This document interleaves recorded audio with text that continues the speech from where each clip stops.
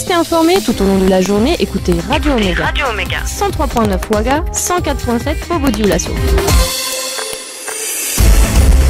Radio Omega, le journal. Les titres de l'actualité. Daniel Ouedraogo. Au sommaire de cette nouvelle édition, sécurité, situation délétère à Arbinda dans le Sahel après l'assassinat d'un guide spirituel et 2 membres de sa famille. Procès du putsch après l'audition des éléments sonores hier, place aujourd'hui à la visualisation des images. À l'international, le président du Faso a assisté ce matin à l'investiture du président sénégalais Macky Sall. Et ce 2 avril, c'est la journée mondiale de la sensibilisation à l'autisme. L'autisme, ce trouble du développement qui se manifeste dans la communication et l'interaction avec les autres. Il en sera question à la suite de cette édition avec notre invité du jour, Aruna Kabouré, père d'un enfant autiste.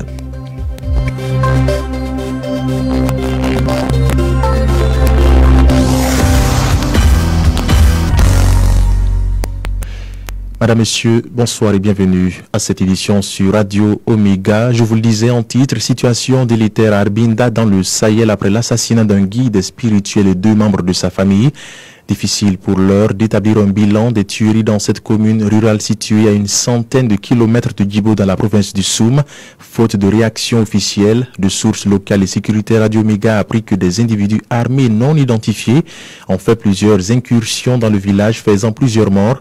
Selon nos sources, l'assassinat du guide spirituel de la localité et 2 membres de sa famille ce week-end a été le point de départ d'une série noire qui a coûté la vie à plusieurs personnes lundi 1er avril. Toujours selon nos sources, la situation est délétère et tendue. Réagissant à la situation à Arbinda, le Premier ministre a condamné ce qui s'est produit dans cette localité du Sahel. Christophe Dabiri a indiqué avoir instruit les ministres concernés de prendre toutes les dispositions pour ramener le calme et sécuriser la population. Sécurité toujours, 8 personnes ont été tuées et 4 blessées dans une attaque perpétrée contre le domicile du chef coutumier de Zouaga dans la région du centre-est par un groupe d'hommes armés venus des villages frontaliers du Burkina et du Ghana, a annoncé hier le ministère de l'administration territoriale dans un communiqué. Les assaillants ont pillé et incendié les boutiques du marché de Zouaga avant de replier vers la frontière, précise le communiqué.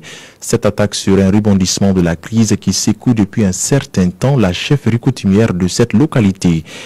Et puis, ces récents conflits intercommunautaires à Zouaga dans le centre-est et Arbinda dans le Sahel ont été au cœur de la traditionnelle conférence de presse du CFOP tenue ce mardi. Pour lui, le gouvernement doit plus qu'un communiqué au peuple burkinabé. L'opposition s'est également prononcée sur la grève du SYNCHA, le syndicat des travailleurs de la santé humaine et animale, prévue du 17 au 19 avril prochain. À ce sujet, elle appelle le gouvernement à un dialogue franc avec ses partenaires sociaux. Les détails dans cet élément signé Asma Oudaou.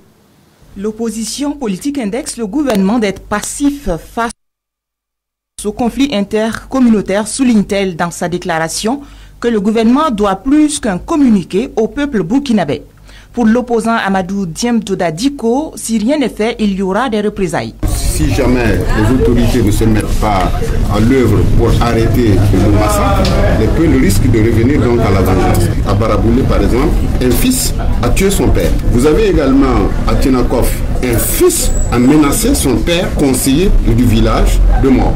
Donc ça veut dire tout simplement qu'il y a maintenant une suspicion au sein même des familles, au sein d'une même communauté. Les gens ne se font plus confiance. Il a aussi évoqué la nécessité de ne pas minimiser la réalité sur le terrain. Il faut faire remonter les problèmes tels qu'ils se passent sur le terrain. C'est ce qui permettra à l'État burkinabé de prendre ses responsabilités pour apporter la solution qui s'y est. On dirait par exemple, on a entendu dire qu'il y a eu 4 morts à Arbinda.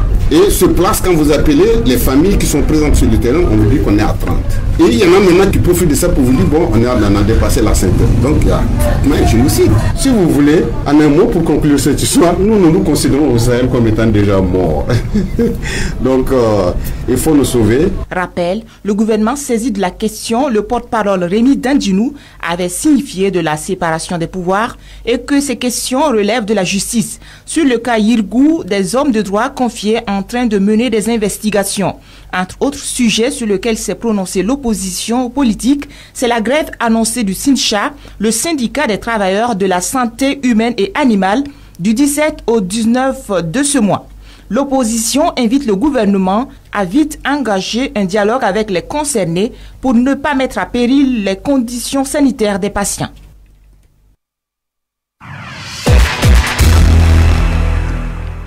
Procès du putsch à présent. Après l'audition des éléments sonores, l'audience de ce mardi était consacrée à la visualisation des images.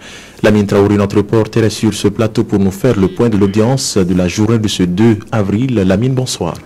Bonsoir Daniel. Alors le procès du coup d'État de septembre 2015 s'est poursuivi ce matin. C'était la fin donc des conversations téléphoniques, pardon. Alors l'audience a débuté avec la traduction de certains éléments téléphoniques, de certaines communications téléphoniques, on le dira, qui étaient en dioula. Donc il y a un interprète qui est passé ce matin pour donc reprendre ça en français pour ceux qui ne comprenaient pas dioula. Le tribunal militaire a donc entamé le visionnage, comme vous l'avez dit Daniel, des éléments vidéo. Les vidéos, il faut le dire, ce sont des pièces à conviction donc versées dans ce dossier du coup d'État de septembre 2015. Ce sont des éléments qui sont fournis, qui ont été fournis par la télévision nationale et aussi la télévision privée BF1.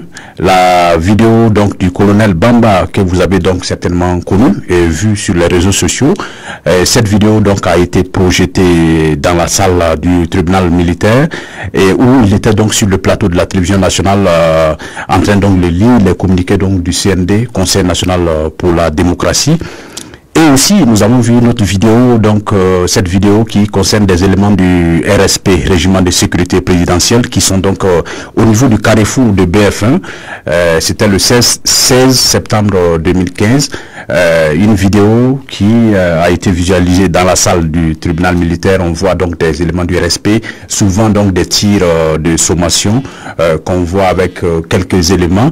Et la partie civile, par la voix de maître Farama, maître Prosper Farama, donc on le dira, a demandé à ce qu'on puisse faire des arrêts donc sur ces vidéos et aussi permettre à ce qu'on zoome pour pouvoir identifier les personnes qui sont donc sur ces vidéos.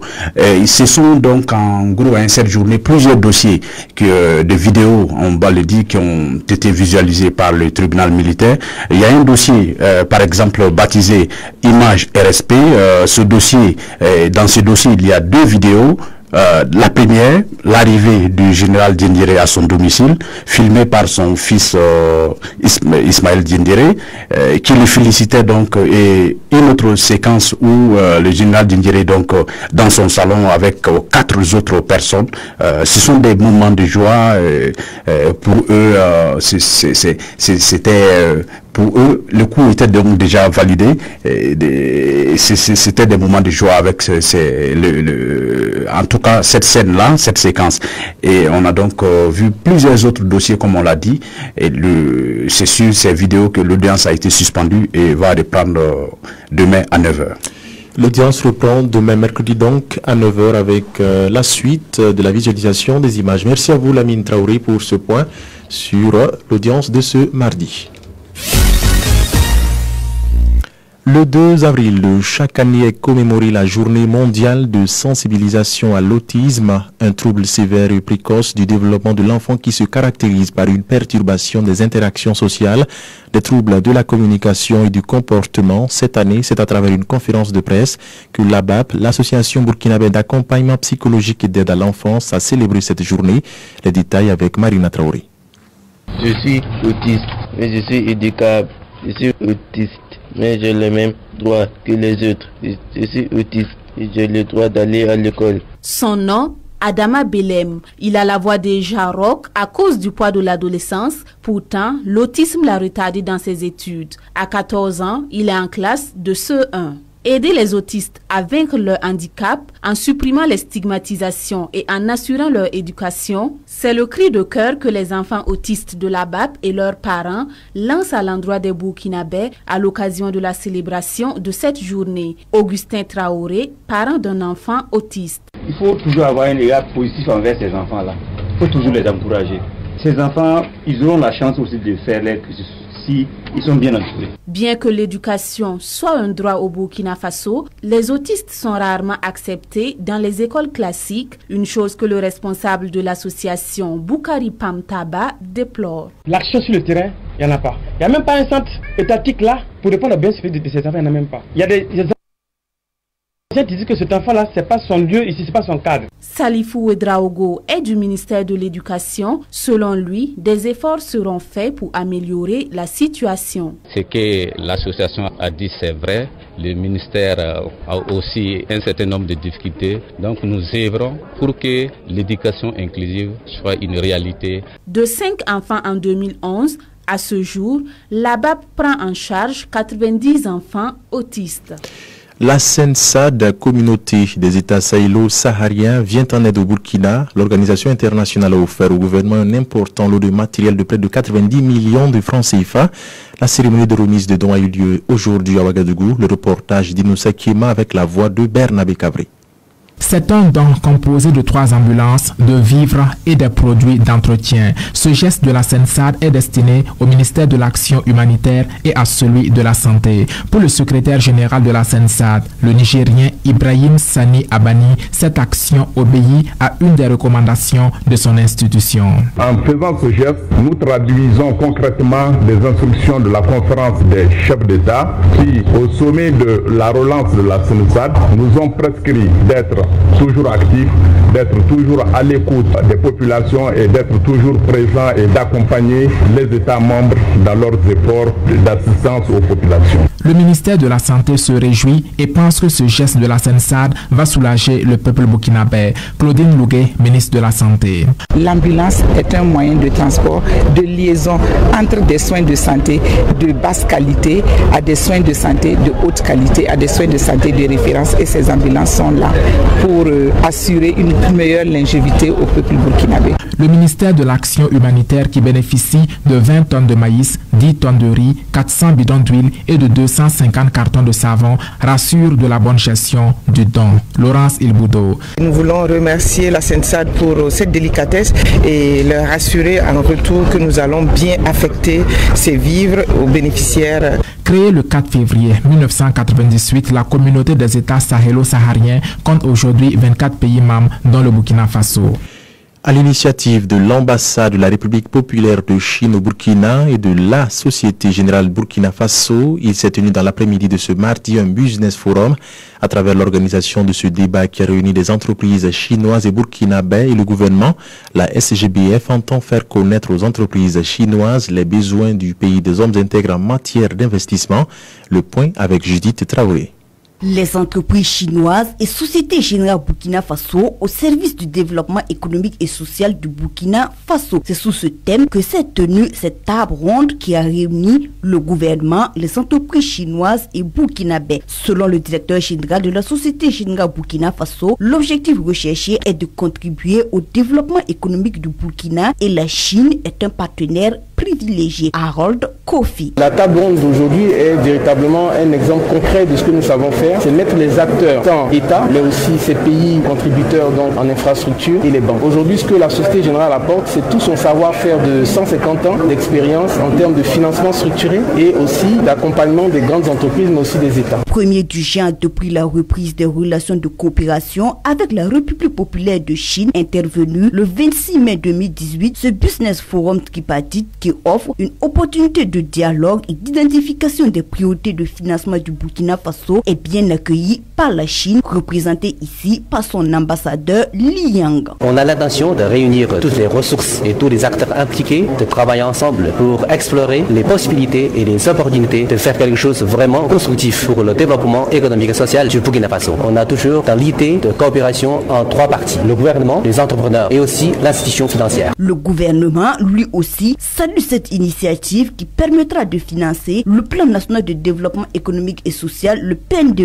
Pauline Zoudé, ministre déléguée auprès du ministre de l'économie, des finances et du développement, chargé de l'aménagement du territoire, représentant le ministre de l'économie. L'opportunité de cette réunion nous permet de réunir plus de 30 entreprises chinoises à côté donc de leurs homologues burkinabés qui vont discuter autour donc des priorités du plan national, autour des opportunités d'affaires, des opportunités d'investissement dans notre pays. Fidèle à cette mission, la La Société Générale Burkina Faso, SGBF, entend multiplier ce type de rencontre au Burkina, a indiqué son directeur général Harold Kofi.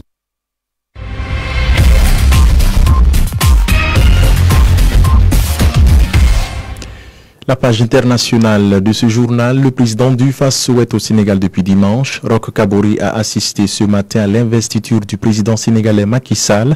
Macky Sall a été réélu à l'issue de la présidentielle du 24 février dernier. Hier, le président du Faso a reçu en audience son homologue congolais Denis Sassou Nguesso, la présidente d'Éthiopie Sahle-Work Zewudis, les présidents Mahamadou Issoufou du Niger et Ibrahim Boubacar Keïta du Mali et Adama Barrow de la Gambie.